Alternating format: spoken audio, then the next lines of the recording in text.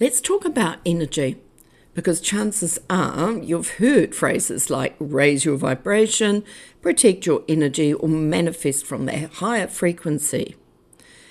Either you've felt quietly intrigued, or love it, or quietly irritated. For some people, energy language feels mystical and inspiring. For others, it feels vague, ungrounded, a bit of woo, or even manipulative. So today, I want to strip this right back.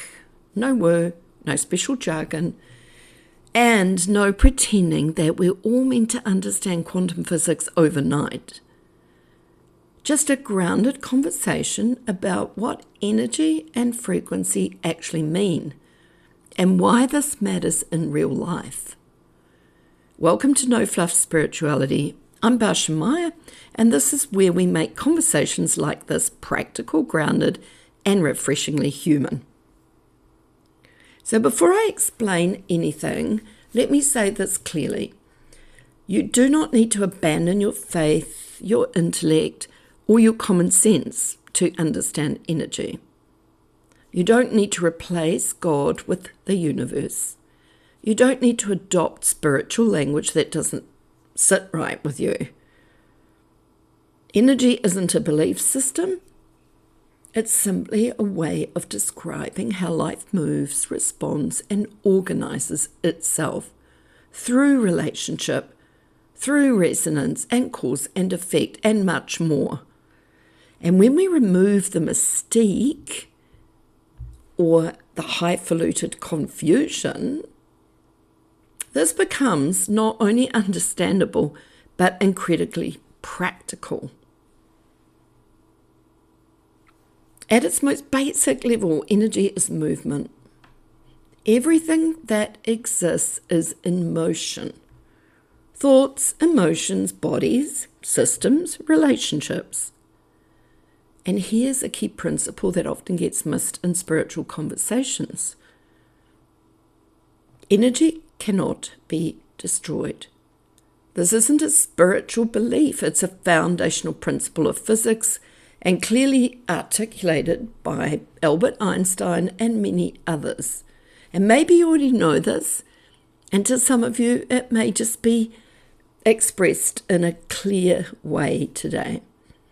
Energy can change form, it can be transferred, it can be transformed. But key is it doesn't just disappear, which means this: we don't get rid of energy, we transmute it. Emotion doesn't vanish because we ignore it. Same as tension doesn't dissolve because we label it low vibe. Unprocessed experiences don't disappear because we think positively. In the energy field, everything is connected and everything is held across time and space and beyond. These emotions change form, consciously or unconsciously, and that understanding alone can bring a lot of relief. Looking at frequency simply describes how energy is moving, fast or slow, stable or erratic. Is it coherent or fragmented or distorted or scattered? Or is it a beautiful bell curve, that perfect bell curve frequency? You don't need to believe in frequency. You feel it.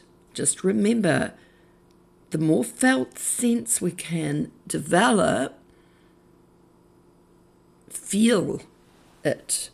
You know the difference between being calm or being anxious, grounded or scattered, or all over the place, feeling clarity or clear or overwhelmed, or some form of anxiety that keeps rising, then dropping, then rising. That felt sense is frequency. It's not mystical. It's very experiential. Here's where many of these spiritual teachings tend to lose people, because energy gets framed as something to constantly manage or fix or elevate. There's a lot of comparison that goes on in circles and groups and workshops. People are told to avoid low frequency emotions, stay positive at all costs, keep raising that vibration, or spiritually bypass discomfort. Maybe not overtly, but covertly that is what's going on, or overtly. But energy doesn't work that way. That's really my takeaway for today. You can't delete grief. You can't suppress anger without any consequences. And how do you think you can think your way out of an unregulated nervous system? Because again, energy doesn't disappear. It gets stored, displaced, or expressed sideways. Real coherence comes from capacity, not from a place or space of avoidance or avoiding. And when people talk about the quantum field, quantum has been such a trending word of recent. It can sound abstract or exaggerated. So in grounded terms, it simply means this. We don't exist in isolation. We're constantly interacting. We're interacting with our biology, our environment, our history, with flora and fauna, with nature, with the sun, with the sky, with the moon, with one another. What we bring into that field emotionally, mentally, energetically, psychologically, physically matters. And not because we are controlling life, but because coherence will shape our perception, that lens of perception, the perceiving. This is a very fine instrument that's innate with us, within us. Like, how can we perceive something? And perception, of course, influences choice. And this doesn't override faith, divine will, or mystery, or mystique. It works beautifully alongside them. So here's the reframe. Energy work isn't about becoming high vibe necessarily. It's about becoming integrated, having a sense of energy within us, around us, our fields of energy, our aura. It's recognizing that when energy is acknowledged rather than avoided, when emotion is metabolized in a good way rather than suppressed, not always easily done, of course, due to life experiences. It's a constant evolvement and progress. And when presence replaces performance falls away because it's not needed anymore, our life starts to feel clearer, cleaner. May feel more simple, but simplicity isn't negative. And not because everything's perfect, but because you're no longer at war with yourself.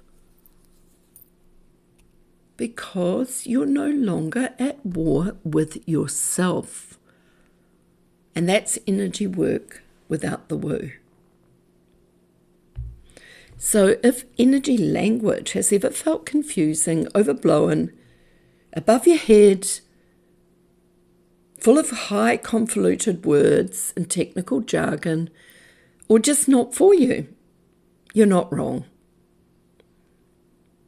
It doesn't need to be dramatic to be powerful. It does not need to be dramatic to be powerful. It does not need to be complicated to be effective. In the next episode, we'll talk about manifestation and why so many well-meaning teachings accidentally keep people stuck instead of free. No fluff, just a grounded conversation, offering some clarity and a point of view. This is No Fluff Spirituality, business, life and spirit for the new era. Grounded, clear and real. I'm Bascha Meier, and if you've been craving grounded conversations about energy, spirit, business and life without the noise, you're in the right place, and I'll meet you in the next conversation.